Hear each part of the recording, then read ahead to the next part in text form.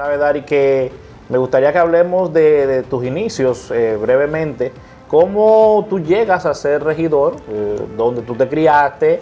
¿Y de dónde nació ese interés por la política? Porque, ¿qué tú creías? ¿Que la política era la solución para tu vida y para tu comunidad? No, mira, ¿O alguien fue que te metió en eso? Mira, yo vengo de una familia tradicional política, del Partido Reformista. Mi abuela y mi abuelo fueron fundadores del Partido Reformista.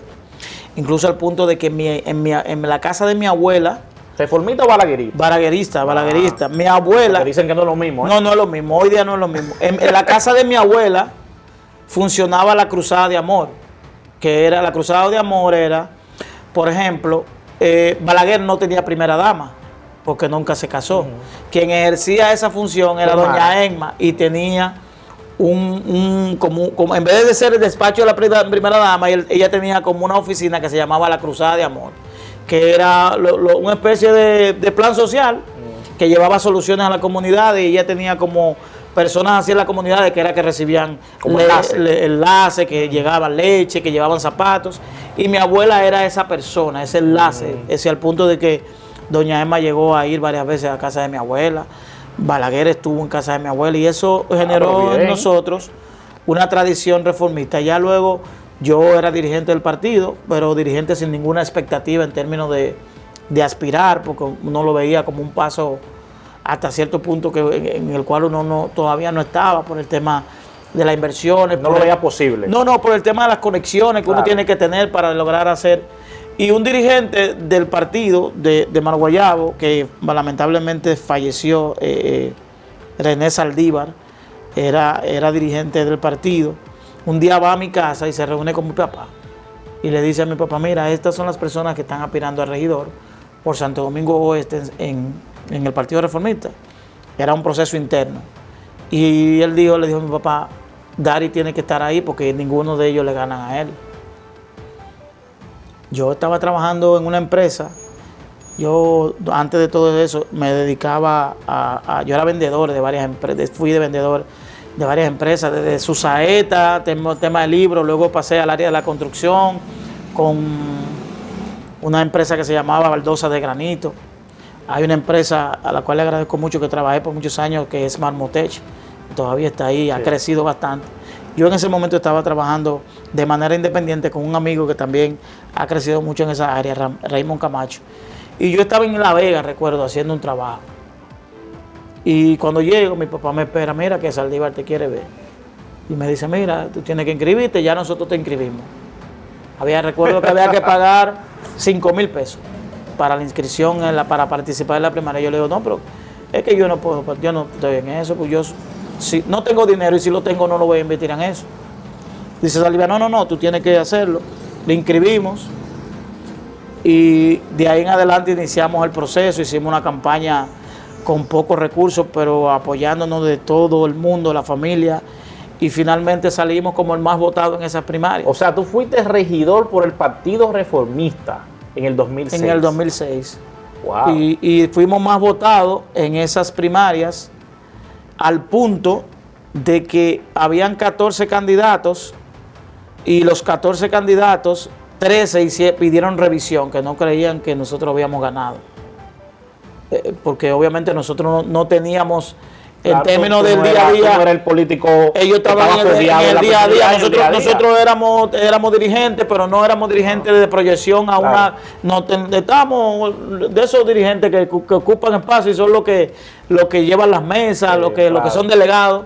Y finalmente, luego después de eso, todo un proceso partiendo de cómo ha sido la República Dominicana el tema de los procesos internos en los partidos, y de cómo se desconoce la voluntad a través del amiguismo. Es decir, que una persona que participa en una primaria, los partidos tenían el subterfugio para finalmente cambiar esa decisión a través de una asamblea. Y eso fue una lucha que gracias a la intervención de mucha gente y de gente que uno tiene que agradecerle bastante, a Carlos Pérez Raulín, al propio Hito Bisonó, a Luis José González Sánchez, no nos movieron, y que permanecimos en la boleta. Y luego llegó las elecciones. En esas elecciones del 2006 el Partido Reformista hizo una alianza, la Alianza Rosada, con el PRD, y nosotros fuimos el número 2 en esa boleta. En ese momento el voto no era preferencial para el regidor, sino que era por arrastre del síndico, y el regidor, un regidor del PRD, Felipe Brito, era el número 1 y yo era el número 2, y finalmente salimos como regidores. De ahí nosotros tenemos, yo creo que la mayor cantidad de resoluciones que se hayan aprobado en el ayuntamiento son propuestas por mí, aunque no se cumplen por lo mismo que te había dicho antes, de que Francisco Peña tenía una manera muy particular de administrar ese territorio. Digo particular porque desde el punto de vista del éxito político, él tuvo éxito político, tuvo por 18 años, claro, él y su hijo administrando el territorio. En términos políticos, él es el político más exitoso, claro, el político más exitoso de Santo Domingo Este y probablemente del país es Francisco Peña, en términos de éxito político. En términos de legado, en términos de impronta, de ejecución, de administración, es lo peor que le puede pasar, no al territorio de Santo Domingo Este, a cualquier lugar donde él, porque es una persona que tiene un criterio populista de la administración de los recursos. Y yo creo que en estos tiempos la municipalidad requiere más inversión en la gente, no en la persona, sino en la comunidad, claro, en el ciudadano, en el bienestar social. En el capital social. No de manera particular, porque de nada te sirve tú darle 200 pesos a una persona cuando esos 200 pesos son hasta efímeros, porque claro, el problema que van a solucionar no es de carácter permanente. Claro que entonces sí, eso cambia también mucho. ¿Te decepcionó la política? No me decepcionó la política. De hecho, yo sigo siendo político. Lo que te decía antes es que probablemente he descartado o he cesado el interés de participar en términos de aspiraciones, pero en términos de transformaciones yo creo en la política. El mejor instrumento de transformación es la política, pero la política aplicándose de manera seria. No me refiero de manera seria que si tú eres ladrón o no eres ladrón, sino de manera seria en el propósito que tú tengas. Porque si tú vienes a ver, de nada te sirve tú hacer una proyección o una promesa de algo que realmente necesita la población cuando tu convicción sabe que tú no lo vas a hacer, claro, no lo puedes lograr.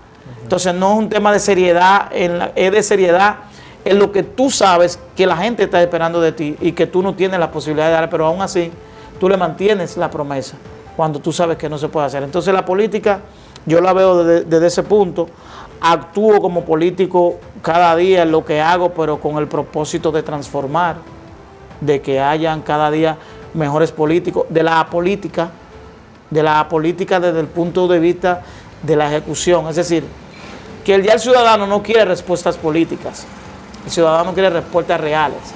Por eso cuando tú escuchas un funcionario que dice, por ejemplo, el jefe de la policía que dice que la criminalidad está bajando, eso me hiere a mí como ciudadano, o hiere a la señora que le atracan a su hijo. Claro. Cuando el director de la DGC dice que no hay tapones, eso te duele. Entonces, sí. Porque el funcionario no tiene que mentir.